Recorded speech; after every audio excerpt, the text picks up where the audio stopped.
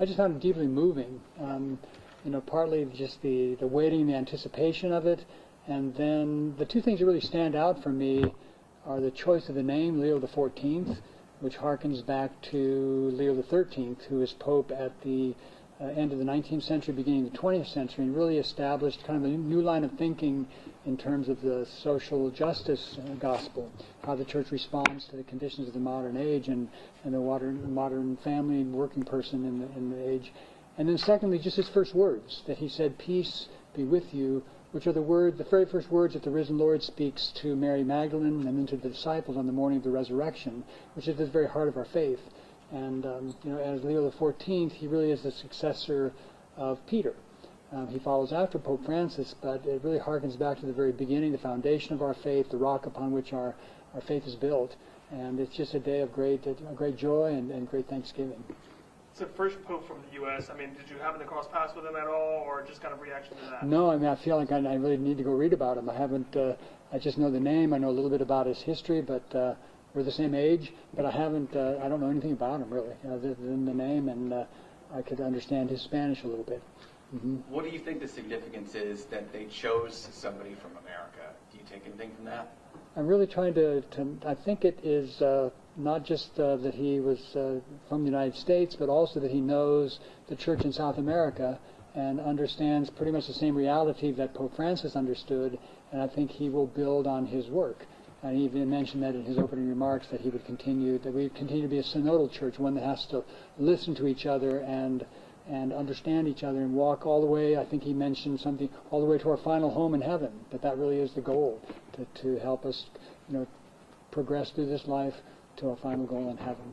You touched on y'all being the same age. I mean, 69 years old is pretty relatively young for a pope. I mean, how would that benefit the church, and how could that benefit as being pope? I think just to have, like Pope Francis was here for 12 years. If he lives to be the same age, he would be here 19, 20 years. And I think just to have a sense of stability, of having him be able to, first of all, get to know the reality there and have time to really to make the kind of changes or to the effect that he wants to have. And that's yet to be seen. Mm-hmm.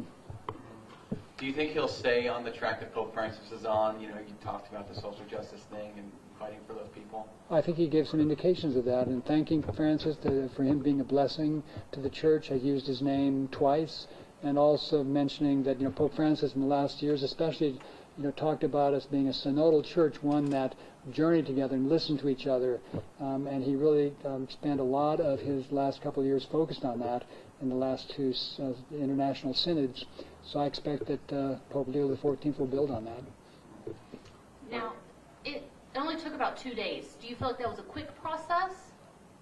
I have no idea. I mean, I stand back and I look at all this stuff on the internet, and I think somebody's going to be right about it, and they're going to nail it exactly right, but we don't have any idea who that is. And to me, these processes, I just really kind of wait, and I pray, and I just wait for the result, because I just have no way of, I don't have any insight into how that's going to go. Yeah. I mean, I'm very grateful for the result, and very grateful to have a new Holy Father. Yeah. What is your message to the faithful here in Tyler and throughout the diocese after today? I think we rejoice with this because it's such an essential part of our church. It really is a sign of our unity and of our communion, and we just pray that the Lord strengthen him for this ministry, and we trust that God will give, who gives the ministry, also gives every good gift to complete the ministry. Yeah. You touched on social justice there just previously, so I'm going to go back to that. I mean, what are some of the ideologies? Do you think he's more progressive like Pope Francis? It seems like he was close to Francis, being one of the senior cardinals there, or is he more conservative? I mean, I think in terms of ideology, I would phrase it more in terms of we have a gospel that's been given to us by Jesus Christ, and how do we best live that out? And it always has to be lived out in the concrete circumstances of a time, a culture, a political situation, and how that unfolds. I mean, if you take the resurrection of Jesus as the center of our faith, I mean, that comes to the original disciples as a complete surprise. That he would choose a fisherman from a nowhere place in the Middle East, an outpost of the Roman Empire, to be the foundation of the church, a very ordinary man who failed, and then he reconciled him and said, "Follow me again," and made him the rock of the church. I mean, we have no way of understanding that. I mean, it comes out of the genius of the divine genius, and and we've just expected that's what continues to unfold. Pope Francis said at one point that the resurrection is secretly woven into the human history, and that it's a very model for how life unfolds. It's just full of surprises. You guys are having a mass for the new Pope, I believe? Yes, we'll have a mass tomorrow at 12:05 at the Chapel of St. Peter and Paul, which is significantly named, and as they say in Texas, y'all come. Yes, and so if you had the chance to talk to the Pope, what would you say is the need for the East Texas Church? I think just to,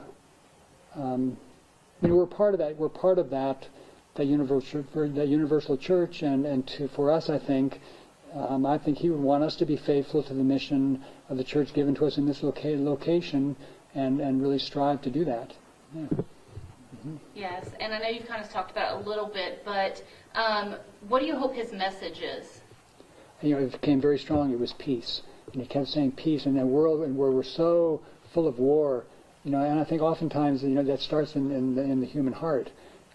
Just to be at peace, to receive the peace of the risen Lord, which are again the first words that he used, and then to be signs and instruments that others. Pope Francis emphasized for us so much to be a church that goes out, to others and meets them in their woundedness and in their need. I think he's going to build on that. He's had a long history throughout the church, and you said you have to learn more about him, but what do you think his experience brings to the papal position?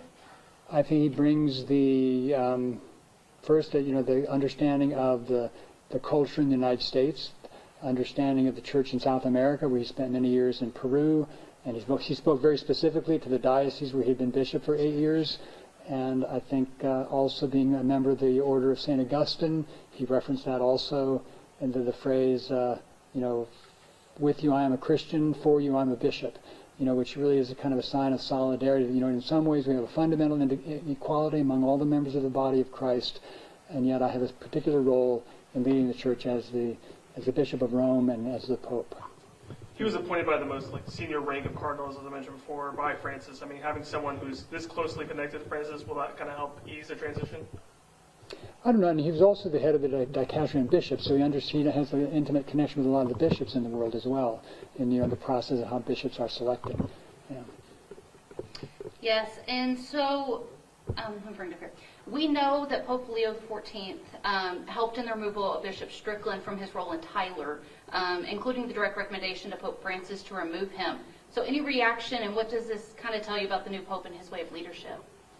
I don't know that story, and I really have been focused on more what's the reality of the church in the Diocese of Tyler now, and how can I best lead that. Mm-hmm. Yeah. Anything else you'd like to add?